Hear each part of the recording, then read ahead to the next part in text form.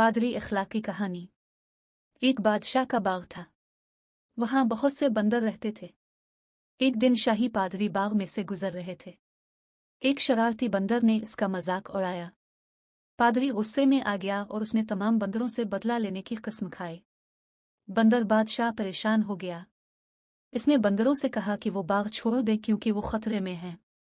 बहुत से बंदर मान गए और चले गए, लेकिन चंद जिद्दी नहीं छोड़े। बहुत दिनों के बाद शाही अस्तबल में आग लगी।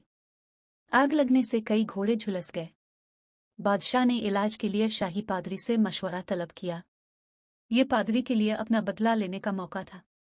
इसने बादशाह से कहा, हम बंदरों की चर्बी को घोड़ों के जख्मों को ठीक करने के लिए इस्तेमाल कर सकते हैं। बादशाह ने हुक्म दिया कि पाक में रहने वाले तमाम बंदरों को मारकर उनकी चर्बी लाओ। इस तरह वो तमाम बंदर जिन्होंने अपने बादशाह की नसीहत को नजरअंदाज किया था, मर गए।